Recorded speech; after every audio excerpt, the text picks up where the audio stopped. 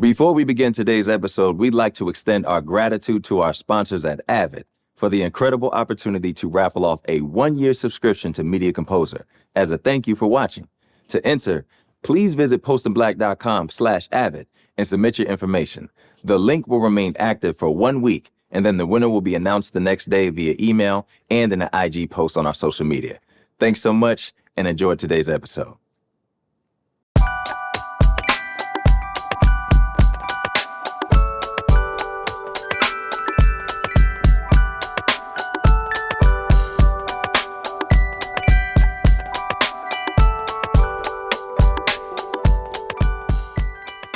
Hello, everybody, and welcome to another episode of Post and Black, where we celebrate Black excellence behind the lens. We are thrilled to have with us none other than the composer, Amanda Jones, in the studio. How you doing today? I'm good. How are you? We are feeling great. We're so happy to have you. Yes, thank you. We're big fans. Obviously, our social media coordinator, she usually likes your I know. I posts or appreciate shares. the love and the support. And I'm watching over the and I'm years. for thank sure. you. No, we finally got you in here, and it's perfect timing because you got a lot that you've been working on. Yes. And we're gonna jump into it, but we always start with the icebreaker. Is that cool? Let's do it. All right, we can do it. We could do it.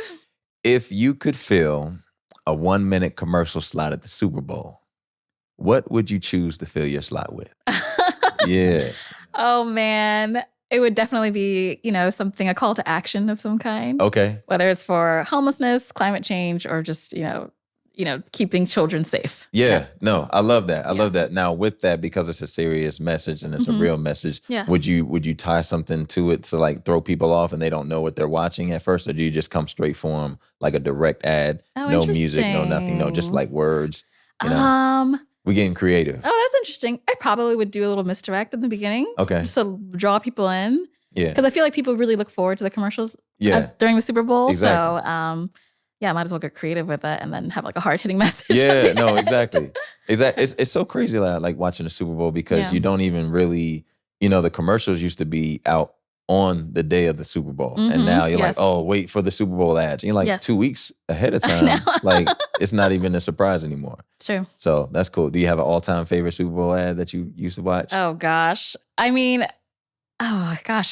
I think it was like a Britney Spears one a million years ago. Yeah. And then I think the Budweiser. I know it's like terrible, like it's like beer. No, that's classic. But I think they were like probably marketing to children, but like it was like the frogs doing like the Budweiser. Yeah. Oh, that's real. That's the throwback. The Budweiser, all that. That was crazy. I think that was a Super Bowl ad. Yeah, that was definitely. They had a good run. That was pretty iconic. Yeah. A good friend of mine. I love the Budweiser ones. A good friend of mine. He had one where he was like he wrote it. And it said, the little boy slapped him and said, keep your hand off my mama and keep your hand off my Doritos.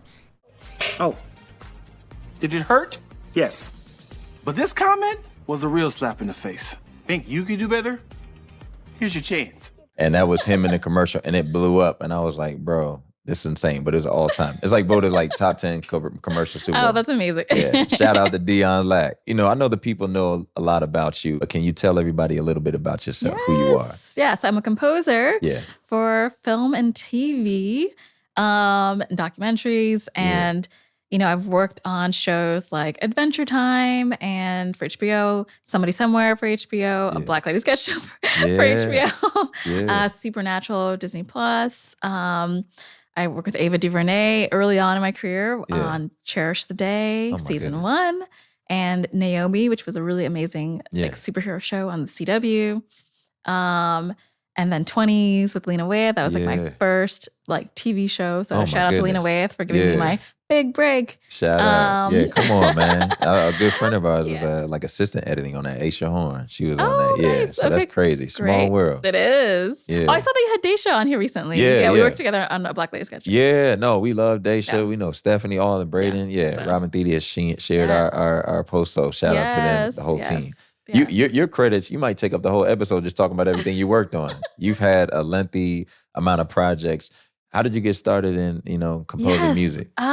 Gosh, let me think about it for a second. I mean, I think just the nature of being in Los Angeles, there's always people that are like needing music for their podcast or whatever it may be. In the beginning, it was a lot of short form content that I was like working on. And so Gosh, let me think about this. I did an internship with Hans Zimmer in 2014. So I came to LA in 2010 after I graduated from college. And then initially my outlook was more like performance music for playing in bands, and then kind of was grinding my gears in LA. 2014, I switched gears to composing for film and TV by just throwing myself into this internship with Hans Zimmer, Henry Jackman at Remote Control Studios. It's an iconic studio if you're not familiar with it. Yeah. And from that, I was hired at John Powell Studios. And they were working on How to Train Your Dragon 2 at the time. And so I was like an on-call music production assistant for him. And then after that, I decided to work at Lionsgate, which was a crazy decision because I am so like anti 9 to 5 type of person. Say that. So I decided to just do the corporate thing for 2 years, and that just opened my mind in a way that just blew my mind. It just helped me kind of like calibrate as to how the industry works and how composers are selected for TV series, for films, working music supervisor. So I think it was just, you know, the entire journey was so important, you know, just, you know, obviously practicing hours and hours of my instrument. And then, of course, working in the studios with these incredible composers, and then working at the studio, kind of knowing the other side of it, gave me this like comprehensive understanding of how it all works. Yeah. No, I mean. And that's how I found my manager, my agent, and then my first gig. I mean, incredible. And I appreciate you sharing, but there's so much there. We're going to dive into a little bit more. One of the things that you kind of glossed over, which is just a credit to who you are and what you do. You said, I did an internship with Hans Zimmer. Come on. How does that come about? You know what I mean? And talk about that, because you said you went to college. I know where you went to school, but can you share where you went to school? So I have like a 4-year degree from Vassar College, music composition. Yeah. And then I have their master's certificate in film scoring and orchestration from Berklee College of Music. Amazing. Yeah. And so the Berklee network is what kind of opened the door for that Hans Zimmer internship. There was a lot of alumni that had gone there and had done that internship. So I just applied to it and I got it. Yeah. And it was incredible. It was like 4 weeks with Hans, or 5 weeks with Hans, 5 weeks with Henry Jackman. And it's definitely a rat race with the other interns. The first week, you're just like, your eyes are looking all around the studio. It's this huge composer house of like I feel like it's like 70 plus composers. I'm not sure how many are there now, but it's a lot of people there. Yeah. And you have the opportunity to kind of sit in.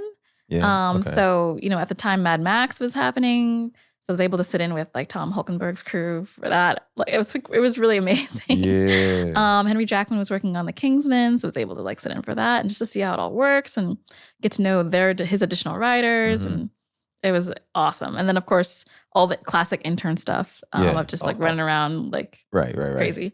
Did you always have a love for music, like growing up? Yeah, definitely. What was the age that you really felt like it peaked? 3. Yeah. My goodness. That's real. Yeah, I just knew right away. I loved it so much. And what was the instrument that caught you? Guitar. It was the Temptations. My dad is a huge like Motown person. Come on. So the guitar, like hearing like My Girl was like, got me hooked.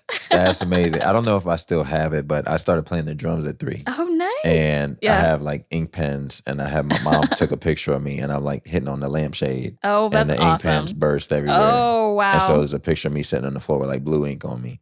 But that was the age. You said 3. I'm like, no, you know what you want. Yeah. You know what you like. I've always loved it. I wasn't 100% sure about film scoring as a career. Yeah. But I knew music would be an important part of my life. You talk about that film scoring as a career. Did you know that was a career? What were some like people that once you started really knowing like, I love music, who were you watching? You know, I didn't realize it was like a viable career, but I always loved film music. I would say John Williams. Yeah. Definitely like sound of my childhood. And Ennio Morricone is amazing also, like the classic Western sound. And I've come to know his repertoire a little bit more as I was older. A lot of like just really cool Italian films and sounds, and the stuff he makes it's so cool. And yeah, so it was something I always loved. I could always recognize like a film, like the first, just by hearing it. Even if I wasn't in the room, I always knew what movie it was. Really? That's powerful. So there was always like an attraction to like film music. And it wasn't until I think moving to LA, realizing that's something I could do. Yeah. Yeah. I love that. And when playing in bands, I'd always write songs that were like 7 minutes long. Yeah. I always had trouble just writing like a pop song. So I'm just happy to have found like an outlet. Something that fit what you were already doing. I can't like keep it to a single idea. I want to try something new or like try a new instrument. And it's like, just keep it going. I love what you just said about like knowing a sound of a film. Would you say, obviously you've done a lot of work, but would you say that you're crafting your own sound? Oh yeah. And that people, when they watch the film, what would you feel like is the description for that? Like, this is Amanda Jones soundtrack. I think it's not instrumentation based at all. It's very much like a feeling. Oh yeah. And I think it's like kind of a little bit like the surrealist, like emotional sort of feeling. Where you're kind of immediately just like taken away into like a dreamy landscape.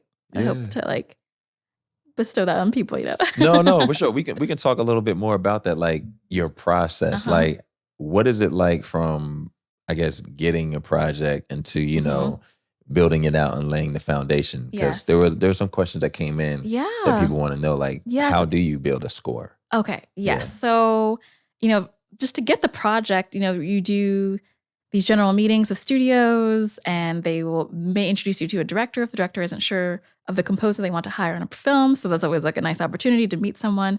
So in advance of that meeting, you're either given a script or like a brief of what the project's about. And that's like your opportunity to like just share ideas that you have with the director. Just like, it's kind of like a creative call, even though you're just introducing them. And it's like a vibe check to see if there's a personality match with the director or the showrunner. Yeah. And so usually those meetings are a lot of fun, and we're just brainstorming right away, and we're just having so much fun thinking about this project. And, you want to authentically connect with the material. So that enthusiasm just comes across really easily. And then usually the director showrunner is like, oh my gosh, I'm so excited to keep brainstorming and collaborating with you. So that's when you get the gig, if it's a really awesome connection during that initial meeting. And then from there, you have another creative call to really set your parameters on like your sonic language for the story. Okay. So you ask lots of questions because you don't know how much time you'll have from the director, like as the process is going along. So you ask as many questions as you can that first real creative call once you're like contract signed, ready to go. And you like, what do you like? What instruments do you like? What instruments do you not like? Here are some ideas that I have around characters and landscape and other thematic ideas. What do you think about this? And then they'll usually chime in with some certain ideas. So it's like from that conversation, you're building your sandbox of what could work and what instruments you can play around with. It may be pretty wide open and more an emotional conversation, or it could be very specific, like we absolutely want strings, or we absolutely want like clarinet or whatever. Right. Or a jazzy type of score from this like era of jazz or whatever.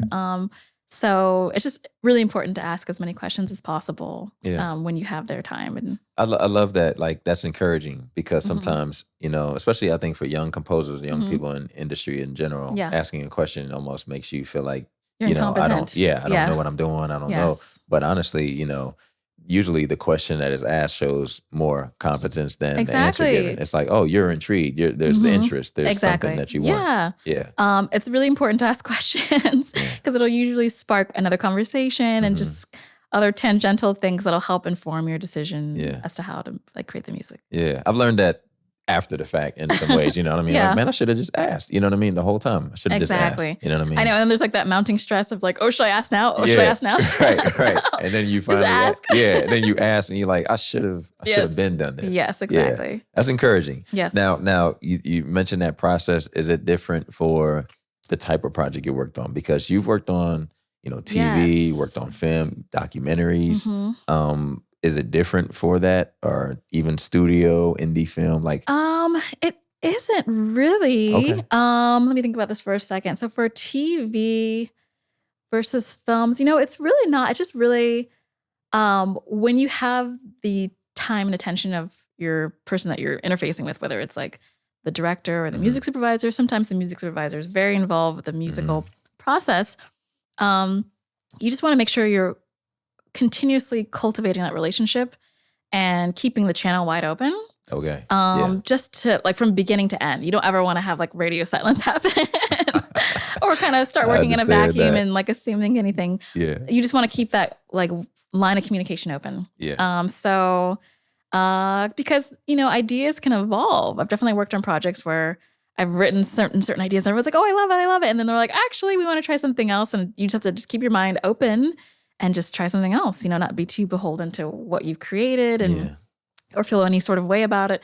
It's just being like, kind of light on your feet and just like, figuring it out as quickly as possible. And then other projects are just like very fluid and quickly. You've created a soundscape and people are like, I love it. And you created themes like, perfect, great, let's keep going. So, I get a strong sense that you know what you do and what you do well, and you get to it. You know what I mean? There's no fluff, there's no space. It's Correct. like, hey, here's what I do, here's what I bring to the table. Here are the questions I have. Like you come into the project with your own creative, like yes, it's good to have a strong creative voice. When you come into the project, that way you seem like because you are like the head of your department basically, right. And they want to feel like confident that you can deliver and you can create and control your budget that you have for the musicians you're going to hire and timeline it. So it's just, it's all incremental. Like you start off with smaller projects and you're given a budget. They just want to make sure you don't run away with that budget. Right. Which is really funny to think about. But as these projects evolve, it's, you bring in people to help you and you do these larger sessions. You want to make sure that you know how to manage this budget. No, I want to ask because that actually takes me to a good point. Like, how has it been for you? Now you're working with larger budgets versus when you first started. Have you had to adjust, and how has it been? Management, I think, is a big key. How has that been? That's a funny thing to have to really adapt and understand. It's you are growing a business and you're having to manage a lot of people, a lot of moving parts, music editors, additional writers. Knowing if a project is AFM, like a union project, so that has its own implications on how many musicians you can hire, and you have to look at the contract fine print. You can have 5 musicians or 3 musicians, and then the studio will pay for the rest or something like that. So you have to be very careful with how you're just allocating these funds to get it done in a timely manner. So I think in the beginning, in the beginning I did everything myself. Yeah. And so from 2019 to I guess 2021, I was just killing myself doing everything myself. Lord. And I think that's a classic thing that happens. You hit this critical mass where you're like, oh my God, I'm doing everything myself. You have to learn how to delegate. Yeah. And if you don't, then you're keeping yourself at a certain level forever.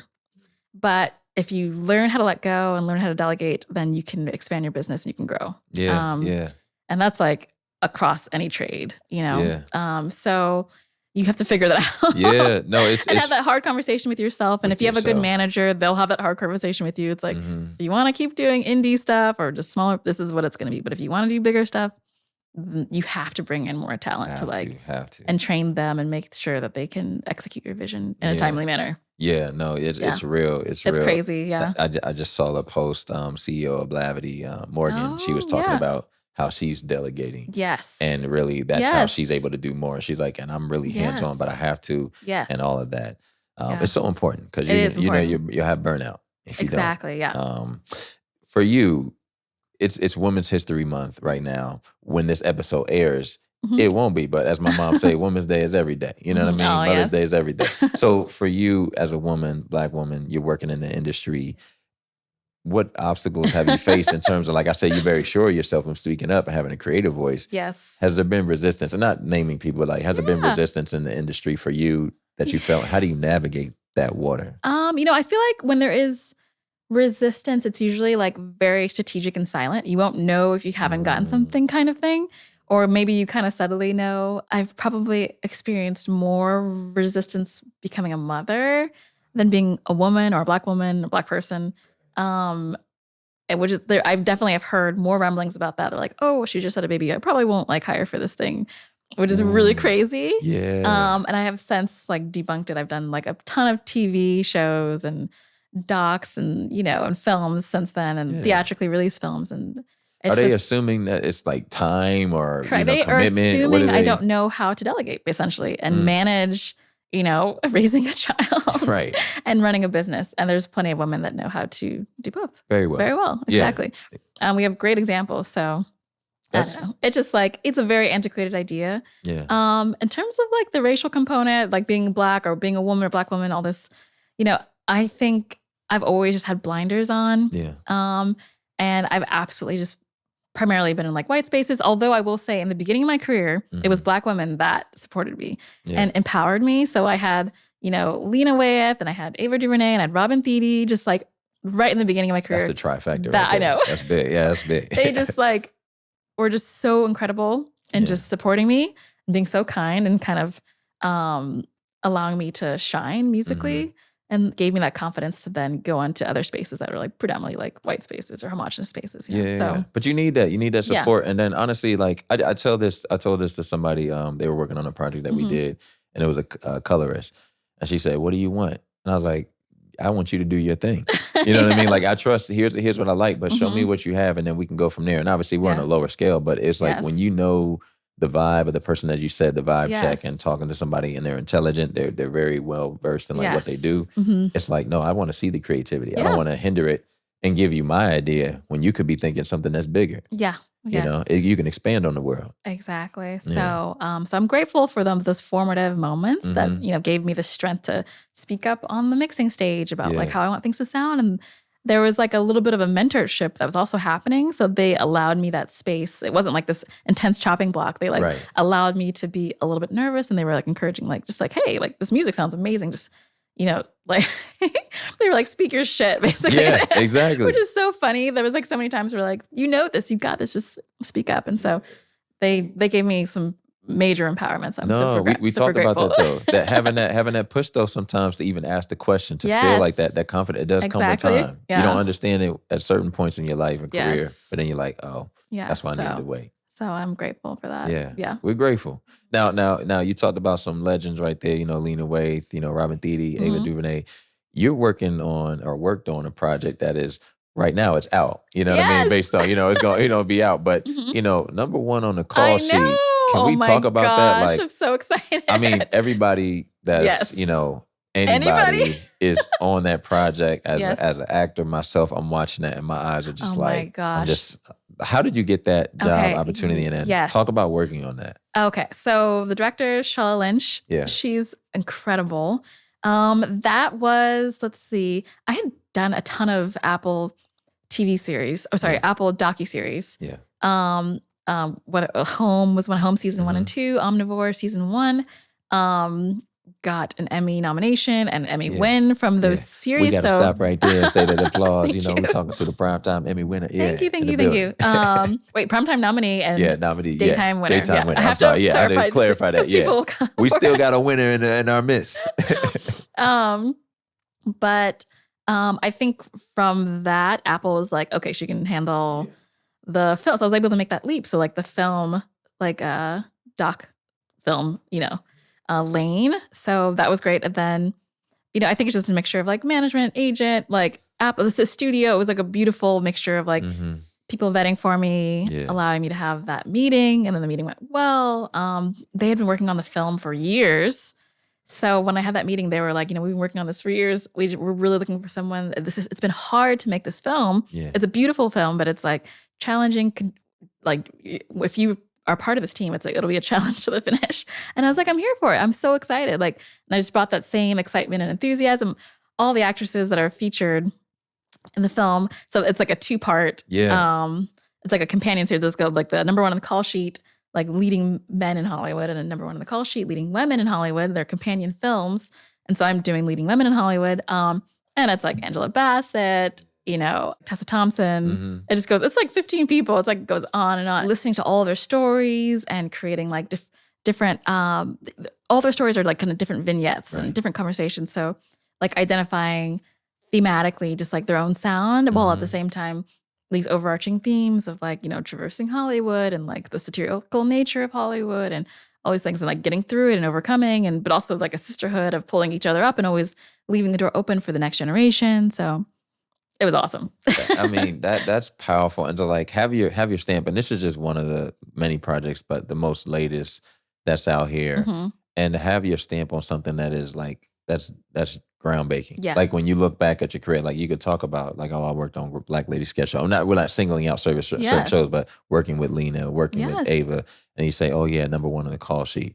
That's just that title right there. It's like, oh, what's that? That's evergreen. Yeah. That's the type of projects you want to work on. Yeah. Is this aligned with like your vision board for yourself Yeah. with the type of stories you want to tell? Yeah. You talk about the choices that you get to make, because I'm sure you get a lot, like number one on the call sheet or projects that come to you, but you don't take everything. Correct. Only recently though. And you have to be careful because we are freelance. Yeah, for sure. We're gonna talk about that too. Yeah, but you definitely want to. There was like a saying someone said a long time ago. It's like you live in the house that you build. It's like a friend of mine said that, and it's so true. You have to be really careful what you say yes and no to, or else you'll find yourself in a situation where you're just like, why did I say yes to these things? Why did I say no to these things? Like, now I'm stuck in this like paradigm or this house that I built for myself, and it's maybe it's a good house or it's a bad house. You just gotta be really careful with those decisions. Yeah. So I think in the beginning of your career, you want to be very open and just say yes to everything. Yeah. Until you get to a point where you can kind of like curate what makes sense for your happiness. Yeah.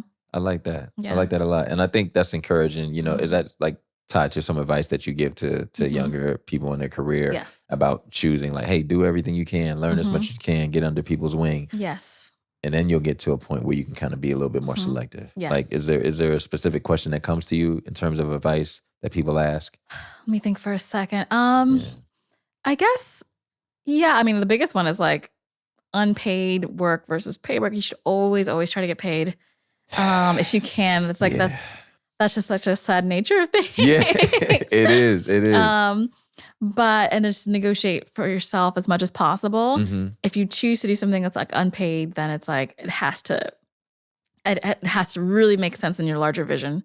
Yeah, it's crazy. And I know it's funny, like artists are just dealing with that, like with the Super Bowl. I don't know the whole like, details of that stuff, but I just know it's like a large marketing thing, and it's like you do it for marketing, which is insane. So you have to be really, really careful. It's very exploitative.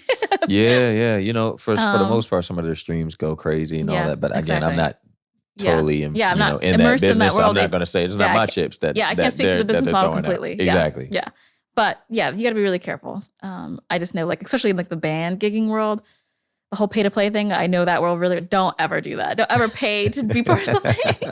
That's crazy. Oh no. Yeah. That was one of the first things I was told when I got here. They're like, hey, you need an agent? I said, yeah. They said, don't pay for that. Somebody had hit me up on a platform. I'm not going to shout out anybody, but they hit me up. They're like, hey, I'll be your agent. Just pay me $40. And I was like, wait, I pay you? Yeah, no, it's crazy. I was confused. I was like, I'm new to LA, but I ain't that new. Yeah, you know exactly. what I mean? Like that doesn't sound right. So no, we're not advising that. In terms of what you've done and what you want to do, what's still left on the plate? Because I think there's things that you may want to challenge yourself with. There's things that you say, I want to get into that world. Maybe there's specific studios or other people you want to work with. What's doing left? more like theatrically released films. That's kind of like the pinnacle. Yeah. And I feel like reserved for a select few. It's a glass ceiling to definitely break.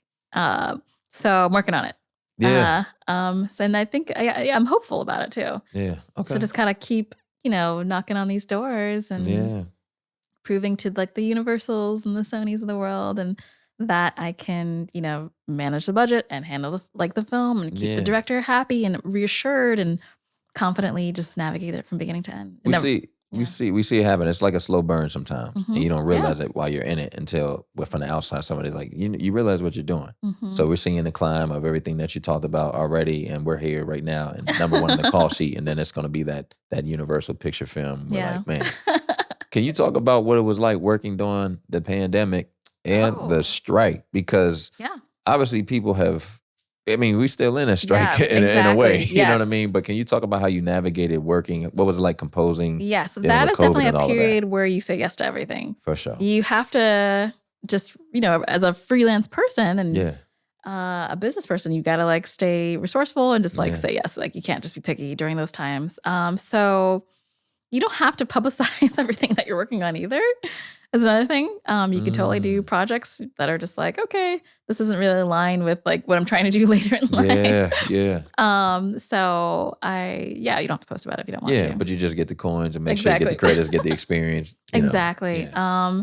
But yeah, you just so I work in tandem with my manager, my agent, but a lot of the stuff I do on my own, like I do a lot of business development, a lot of emailing people or just like, finding projects or, whether it's looking on like IMDb or like, film festivals, like reaching out to directors that have like recently won or best runner up, So it's like a constant like outreach and business development. And you do that through all periods, like whether it's a COVID type period or like a strike period.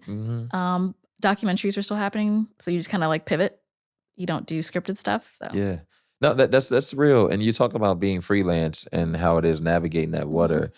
That's encouraging, but it is, I would say it's very detailed, I'm sure. Yeah. Because you have to like be researching everything that's happening and know what's going on in the industry. What is that like? Yeah, I guess like I would just set up like a junk email so you can get all the Deadline, Hollywood Reporter, Variety alerts to your inbox.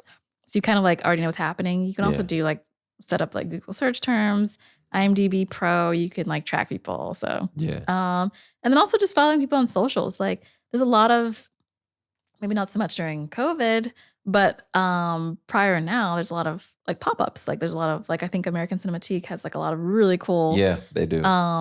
Showings. And a lot of the time the director's just there. And the director's happy when you show up. And they want to talk about their films.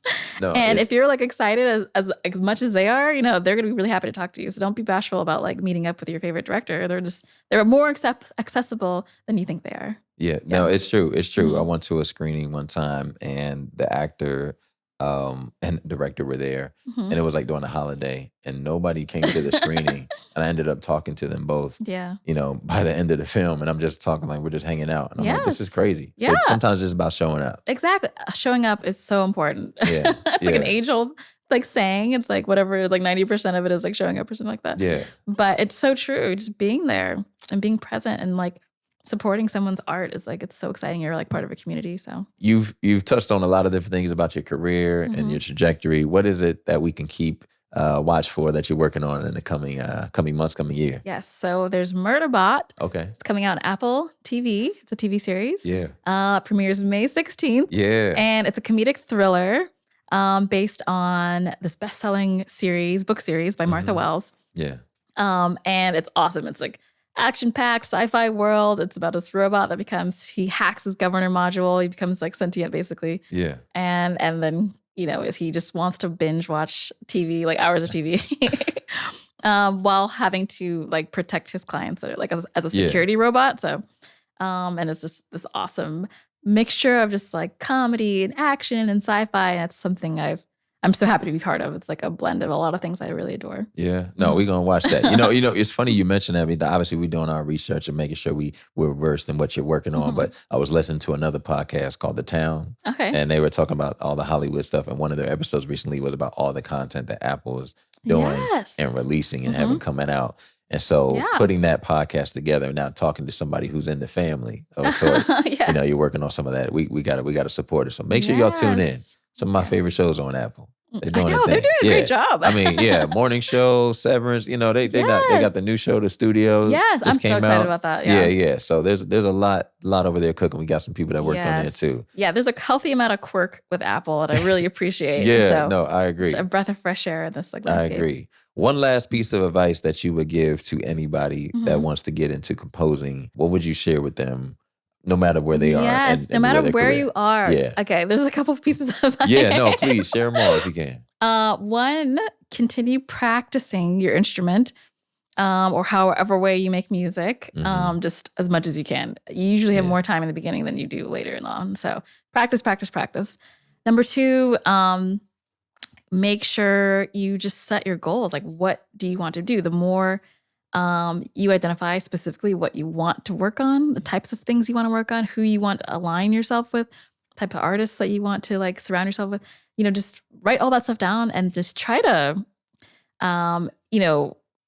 just do one thing a day that gets you that much closer, whether it's sending an email or composing a piece of music that would allow you to do that really cool A24 film or something like that. Like just always make steps, like one thing a day towards that goal. And then, just tell the world that you're a composer. Just say, I am a composer. Not I want to be or I'm going to be. Just like declare it and say that you are. I love and let that. the world know, let your community know that you are a composer and that you're available to score films, TV shows, podcasts, whatever you're trying to do. Just let people know what you're trying to do and don't hide it. And you'll find that your world will open up. I love it. That's real. And I love that confidence. And I think that's really assured because I tell this, to my inner family and everything. But when I first moved to LA, I had an actor who was a bitter actor. Oh. And he said, don't tell anybody you're an actor. Everybody out here's an actor. Oh, so, no. like a week later, somebody's like, what do you do? And I was like, I didn't know what to say. And I was like, no, I'm an actor. That's what have you been on? real. Well, I'm working. But I was confused because I had the wrong input. Exactly. So you saying that, like, no, you're a composer, you're working, everything. How many instruments do you play? Gosh, I guess, let me think for a second. Well, I would say like 3, like guitar. Yeah. And, piano, bass. Yeah. And then just like a bunch, like just enough to like edit. Yeah. And then I like give that to like someone to overdub it and play it well. You're like, here's what I'm thinking. Yes. You take it to the next level. Which is very much a composer thing. Like your chops can kind of like waver as things go along. No, for sure. But I would say guitar is my primary instrument. And and then after that, piano. We love to see it. We love to see it. We didn't want to jump in too much, but we know you were in the band. You know what I mean? Yeah. Y'all got any performances coming up? Yeah, we have a whole album that's unreleased. Really? Yeah, and I just need to release it. Can you tell the people the name of the band again? It's called The Anti-Job. Anti-Job. Where did that come from? It's just like I am, vehemently like against like, anti 9 to 5. No, I'm with it. Yeah, and it's all about just a passionate pursuit, just doing what you want to do. I love it. Yeah. Yeah. Whenever we It's a little immature, but at the same time empowering. No, it's real. It's real. Whenever we can hear some music, let us know. We'll tap in with you. Yeah. Yes. I'm looking for an amazing director to do some music videos, some content. So I'm just putting that out there. See? Yes. Hey, y'all tap in with us. Y'all know man is looking for it. Mm-hmm. We thank you so much for being here. You. Where can people follow you on social media? Amanda Composer. Yeah. Is just all the like .com, on Instagram, all the things. So come on, stay tapped in with her. And we thank you so much. We appreciate you being here. Thank you for tuning in. Thank you for listening to this episode of Post in Black. Be sure to follow us on all of our social media channels. Follow us, subscribe, like, share this with your audience. We want to thank Dolby for being our title sponsor. Without them, this season would not be possible. And thank you to Avid as supporting sponsor and sharing a free Avid Media Composer license for a special guest. Just click that link for the raffle. You might be the winner. Until next time, we'll see you. Stay black.